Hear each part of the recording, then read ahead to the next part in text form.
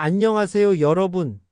오늘은 서울중앙지방법원에서 있었던 지식산업센터 분양 소송을 쉽게 풀어서 설명해 드릴게요. 사건 개요와 등장인물들. 이 사건은 남양주시에 있는 지식산업센터를 분양받은 A씨부터 J씨까지 10명의 원고들이 분양업체들을 상대로 돈 돌려달라며 소송을 건 사건입니다. 피고는 K주식회사, L주식회사, M주식회사 등 분양업체 3곳과 중소기업은행입니다. 지식산업센터는 특별한 건물이에요. 아무나 들어갈 수 없고 제조업이나 지식기반 산업 등 특정 업종만 입주할 수 있거든요. 그리고 임대사업도 제한됩니다. 원고들의 주장들. 원고들의 법률 대리인은 4가지 주장을 펼쳤어요. 첫째, 분양업체들이 누구나 입주 가능하고 임대사업도 자유롭다고 속였다며 사기를 주장했습니다. 둘째, 법을 피하려고 가짜 사업자 등록증을 만들기로 합의했으니 통정허위 표시로 계약이 무효라고 했어요. 셋째, 산업집적법 위반으로 계약 자체가 무효라고 주장했습니다. 넷째, 입주가 3달 이상 늦어지고 건물에 하자가 있으니 계약을 해지하겠다고 했어요. 법원의 냉정한 판단. 하지만 법원은 원고들의 모든 주장을 받아들이지 않았습니다. 먼저 사기 주장에 대해서는 분양계약서 제6조의 임대사업 목적으로 분양받을 수 없다고 명확히 적혀 있고 분양 광고에도 입주 가능 업종이 자세히 나와 있었다고 판단했어요. 게다가 원고들은 계약할 때 별도 확인서까지 받고 직접 서명했거든요. 통정허위 표시 주장도 분양계약 자체는 진짜로 하려던 것이지 가짜 계약이 아니다라고 봤습니다.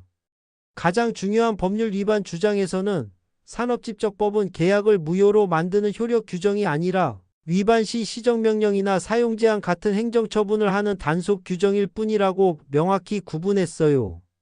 입주 지연 주장도 2023년 12월 입주 예정일로부터 3달이 지난 2024년 3월 말 이전인 3월 4일부터 입주가 가능했다며 받아들이지 않았습니다.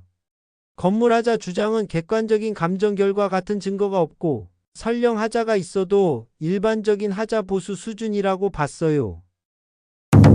소송 결과와 비용 분배. 결과적으로 원고 ECGC, HC, IC, JC의 중소기업은행에 대한 청구는 이미 분양업체가 대신 갚아줘서 확인할 이익이 없다며 각하되었고 나머지 분양업체들에 대한 청구는 모두 기각되었습니다. 가장 중요한 건 소송 비용인데요. 소송 비용은 원고들이 부담한다고 명시되었습니다. 이는 원고들이 자신들의 변호사 비용뿐만 아니라 피고 측 변호사 비용까지 모두 부담해야 한다는 뜻이에요. 피고 측에는 국내 굴지의 대형 로펌들이 참여했으니 아마도 비용이 상당할 겁니다. 원고 측 전략 실패. 분양계약서에 제한사항이 명시되어 있는데도 사기를 주장했고 통정허위 표시의 법리를 잘못 이해했으며 효력 규정과 단속 규정의 차이도 구분하지 못했습니다. 객관적인 증거 없이 막연한 주장만 반복한 것도 문제였죠. 결론과 교훈. 이 사건은 계약서를 제대로 읽지 않고 성급하게 소송을 제기했을 때의 위험성을 보여줍니다. 특히 변호사 선임의 중요성과 충분한 증거 수집의 필요성을 일깨워주는 사례라고 할 수 있어요. 여러분도 중요한 계약을 할 때는 반드시 계약서를 꼼꼼히 읽고 필요하면 유능한 전문가의 도움을 받으시기 바랍니다. 오늘 판결 설명은 여기까지입니다. 시청해주셔서 감사합니다.